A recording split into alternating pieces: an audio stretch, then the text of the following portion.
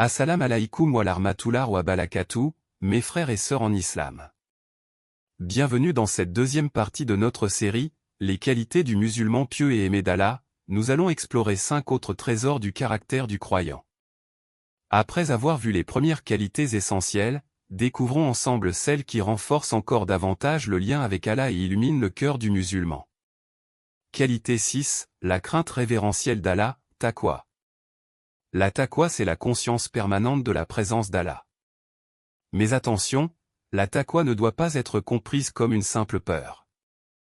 Ce n'est pas la peur que l'on ressent devant un danger, ni celle qui paralyse. C'est une crainte révérentielle, une vigilance intérieure qui pousse à bien agir parce qu'on sait qu'Allah nous voit à chaque instant. Les savants décrivent la taqwa comme une barrière protectrice entre soi et le châtiment d'Allah. Imagine-toi marchant sur un chemin rempli d'épines. Chaque pas est réfléchi, chaque geste mesuré pour ne pas se blesser. Voilà ce qu'est la taqwa, avancer dans la vie en prenant garde à ne pas tomber dans ce qui déplaît à Allah. Le Coran nous rappelle souvent, certes, le plus noble d'entre vous auprès d'Allah est le plus pieux, sourate 49, verset 13. Cela signifie que les honneurs, les richesses ou les origines ne comptent pas. La vraie valeur d'un être humain, c'est son degré de taqwa. Mais comment vivre concrètement avec la taqwa? C'est d'abord se rappeler qu'Allah nous observe, même quand personne ne nous regarde. Dans nos paroles, dans nos pensées, dans nos intentions.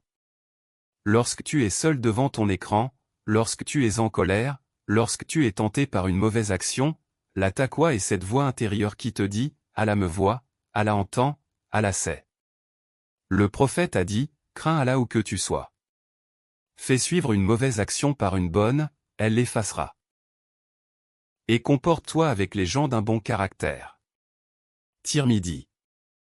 Ce hadith résume parfaitement la taqwa, vigilance envers Allah, repentir constant et bienveillance envers les autres. La taqwa n'est donc pas un état passager, mais une lumière qui éclaire toute la vie du croyant. Elle influence sa manière de prier, de travailler, de parler, de se comporter en famille ou en société. Elle donne de la dignité et de la force, même dans les moments de solitude ou d'épreuve. En réalité, la taqwa est le secret des musulmans qui réussissent auprès d'Allah. Car elle transforme chaque action ordinaire travailler, manger, sourire, aider ou en adoration, si elle est faite dans la conscience d'Allah. Voilà pourquoi la taqwa est la base, la racine de toutes les autres qualités du musulman pieux. Qualité 7, le repentir constant, tauba. Tout d'abord, il faut comprendre que le croyant n'est pas un être parfait. L'erreur fait partie de la nature humaine. Le prophète a dit, tous les fils d'Adam commettent des fautes, et les meilleurs de ceux qui commettent des fautes sont ceux qui se repentent constamment. Ibn Majah. Le tauba n'est donc pas un signe de faiblesse, mais au contraire une marque de grandeur, celle de reconnaître ses fautes, de les regretter et de revenir à Allah avec sincérité.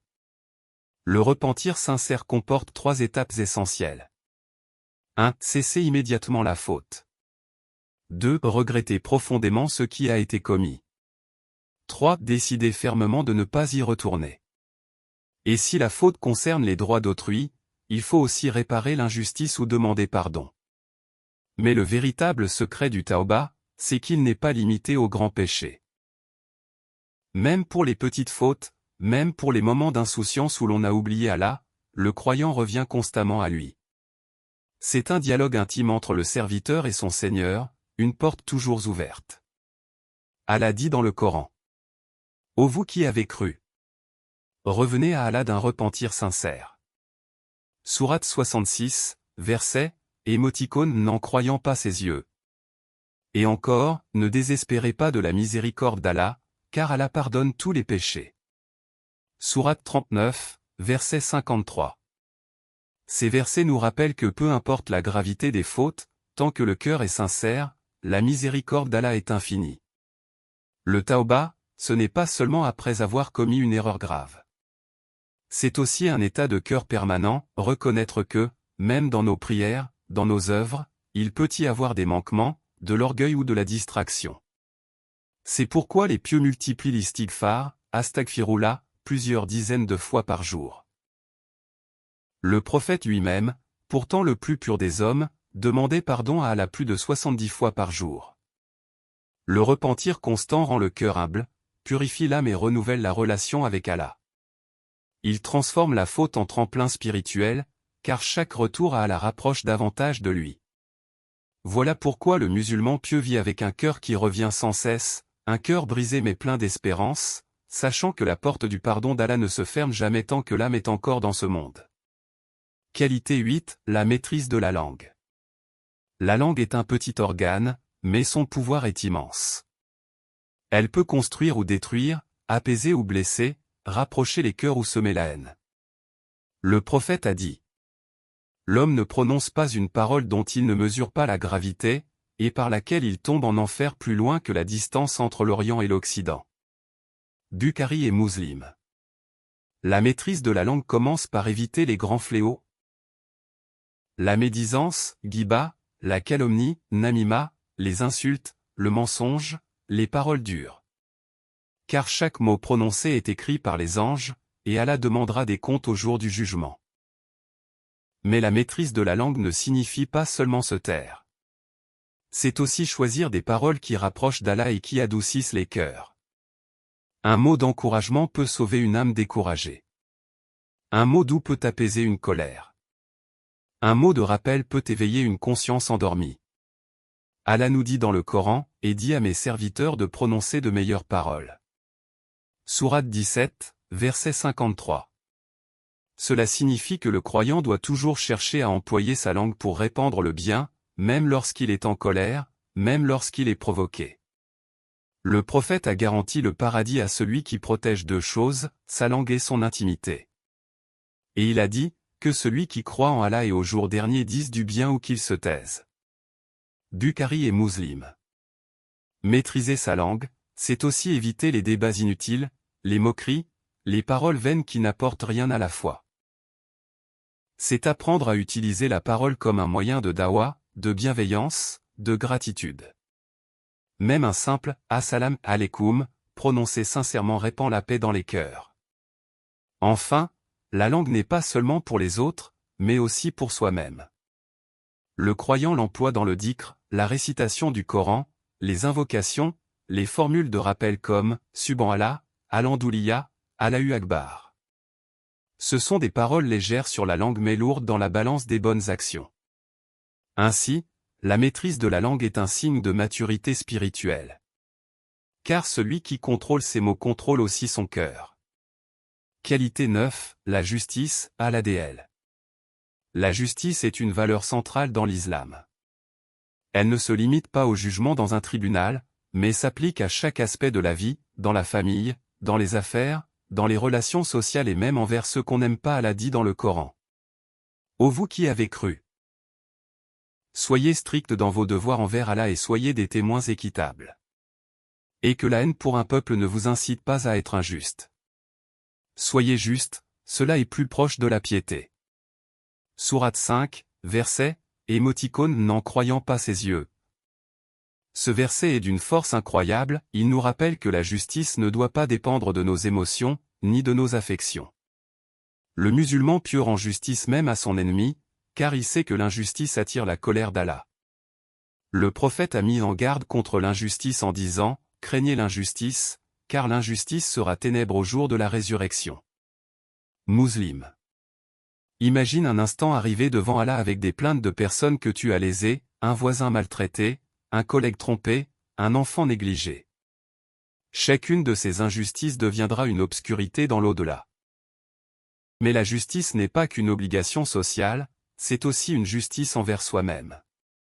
Être juste avec son temps, ne pas se négliger, respecter ses engagements, équilibrer entre les droits du corps, de la famille et des obligations spirituelles. Le croyant ne vit pas dans l'excès ni dans la négligence, il marche sur la voie du juste milieu. Dans la société, la justice du musulman se manifeste par l'honnêteté, ne pas tricher dans les transactions, ne pas voler, ne pas manipuler.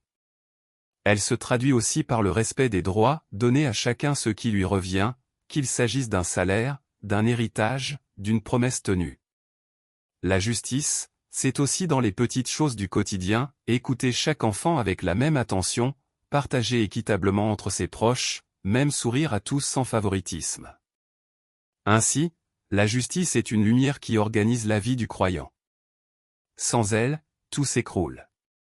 Avec elle, même une communauté fragile devient solide.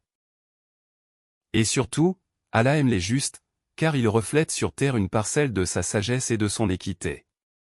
Qualité 10, l'amour pour Allah et son prophète. Cet amour n'est pas un simple sentiment dans le cœur, mais une force qui oriente toute la vie du croyant. Allah dit dans le Coran. Ceux qui croient sont plus intenses dans leur amour pour Allah. Sourate 2, verset 165. Aimer Allah signifie le placer au-dessus de tout autre amour, au-dessus des passions, des désirs, des richesses ou même de nos propres proches. Cela ne veut pas dire négliger sa famille ou ses biens, mais comprendre que tout ce que l'on aime doit être aimé pour Allah, et dans les limites fixées par lui. Le prophète a dit, « Aucun de vous ne sera vraiment croyant jusqu'à ce que je sois plus aimé de lui que son père, ses enfants et l'ensemble des gens. » Bukhari et Muslim. Cet amour du prophète n'est pas une idolâtrie, mais une reconnaissance immense pour celui qui nous a transmis la lumière, qui a supporté persécutions et souffrances pour que nous recevions la guidance d'Allah. Mais comment se manifeste cet amour dans la vie quotidienne? Par l'obéissance, quand tu aimes Allah, tu lui obéis non par contrainte, mais par désir de lui plaire. Chaque prière devient un rendez-vous d'amour, chaque sacrifice une preuve de fidélité. Par l'imitation, aimer le prophète, c'est suivre sa sunna dans les petites comme dans les grandes choses, sa manière de prier, sa patience, sa douceur, sa générosité. Par le souvenir, multiplier les invocations, la récitation du Coran, les salawats sur le prophète, car on se souvient toujours de celui qu'on aime. Par la préférence, placer Allah et son messager au-dessus de ses propres envies. Parfois, cela signifie renoncer à un péché séduisant, parfois sacrifier un confort matériel, simplement pour garder la satisfaction d'Allah. Ce véritable amour a un goût unique, il apaise le cœur, illumine les épreuves et donne un sens profond à l'existence. C'est ce qu'on appelle la halawa aliment la douceur de la foi. En résumé, l'amour pour Allah et son prophète est le moteur de toutes les autres qualités, c'est lui qui nourrit la piété, inspire la patience, pousse au repentir, motive la justice et adoucit la langue. Sans cet amour, les actes deviennent lourds, avec lui, tout devient léger et lumineux. Ces 5 qualités la taqwa, le repentir constant, la maîtrise de la langue, la justice et l'amour pour Allah et son prophète forment le cœur vivant du croyant pieux. Elles ne sont pas de simples notions théoriques, mais des lumières à incarner dans la vie de tous les jours. Celui qui les cultive se rapproche de son Seigneur et goûte à la véritable douceur de la foi. Voilà, nous venons de découvrir ensemble ces qualités du musulman pieux et aimé d'Allah, ces trésors spirituels qui, s'ils sont vécus sincèrement, rapprochent le serviteur de son Créateur. Que Allah purifie nos cœurs et nous aide à incarner ces qualités dans notre quotidien. Abonnez-vous si ce n'est encore fait. À très bientôt.